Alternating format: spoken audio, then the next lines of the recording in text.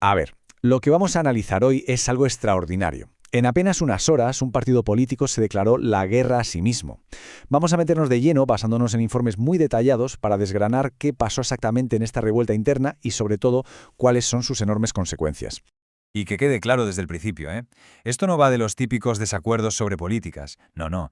Estamos hablando de una lucha de poder a vida o muerte, casi, que estalló de la nada sin previo aviso. Fijaos en la cronología porque es alucinante. Todo arranca en una mañana que parecía como cualquier otra. Pero a las 6:30 de la mañana, ¡boom!, se filtra un audio de Trump que lo cambia todo.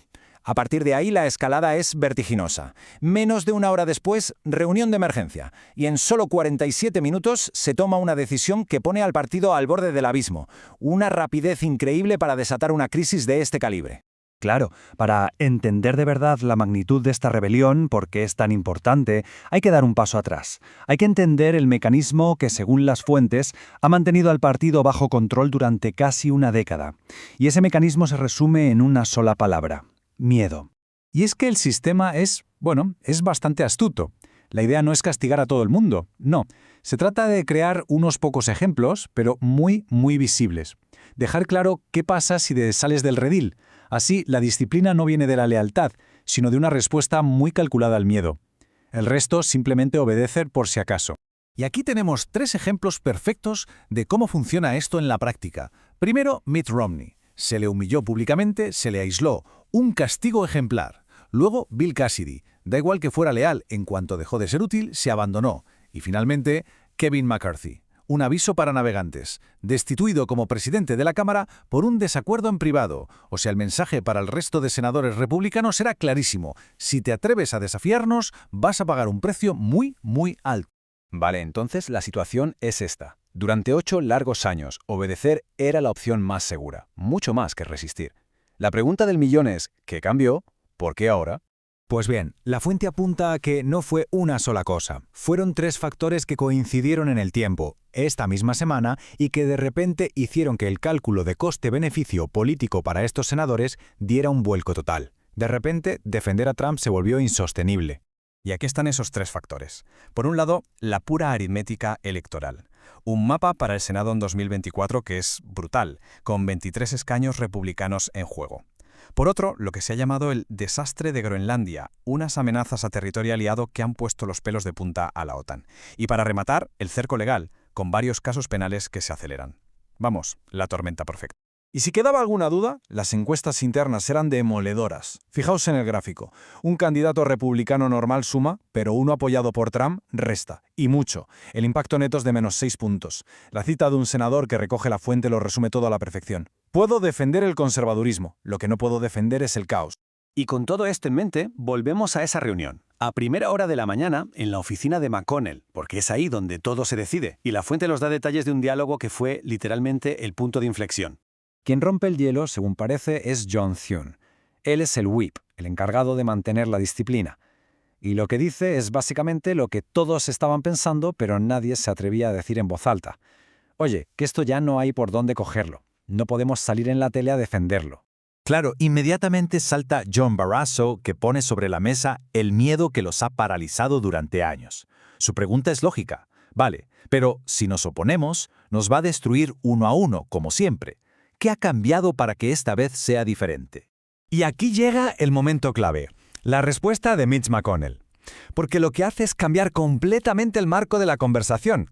Él dice, es que nos va a destruir de todas formas. La verdadera pregunta es si caemos defendiéndole a él o defendiendo la institución. Brutal. De repente ya no se trata de salvar el pellejo, sino de un deber superior. Y de esa reunión no salieron solo con una decisión. Salieron con un plan. Un plan de 4 puntos, muy concreto, para pasar a la acción. No eran solo palabras, era una estrategia con varios frentes para intentar recuperar el control de la situación. Y cuando parecía que la cosa no podía ser más intensa, el plan recibe un apoyo que nadie se esperaba, el de Lindsey Graham, uno de los aliados más firmes de Trump. Su frase, según una llamada privada, es demoledora. Dice que lo ha defendido todo, pero que amenazar a un aliado, eso es cruzar una línea roja. Que Graham se sumara a esto, bueno, eso sí que fue un cambio total en el equilibrio de poder. Y el resultado se vio casi de inmediato. A primera hora de la tarde, la brecha ya era pública y notoria.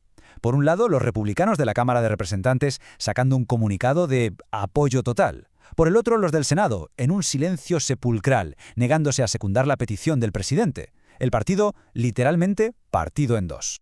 Pero ojo, que la cosa no acaba aquí. La filtración de esa carta era solo el primer movimiento.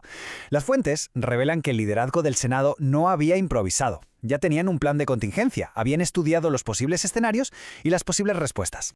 Y esta tabla es la prueba. Lo tenían todo pensado. Un plan de 3 fases, con sus desencadenantes y sus acciones. Si Trump ataca públicamente, fase 1, salen 5 senadores más a apoyarles.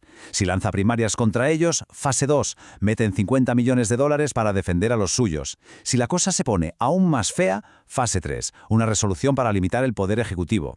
Esto demuestra que no fue una reacción en caliente, sino un movimiento de ajedrez muy calculado. Y mientras todo esto pesaba en el bando republicano, ¿qué hacían los demócratas? Pues algo muy inteligente. Tomaron una decisión estratégica clave: callar, no decir ni una palabra. ¿Por qué? Para evitar que Trump pudiera presentar esto como la típica guerra partidista. Al quedarse al margen, la historia era una sola: Trump contra su propio partido.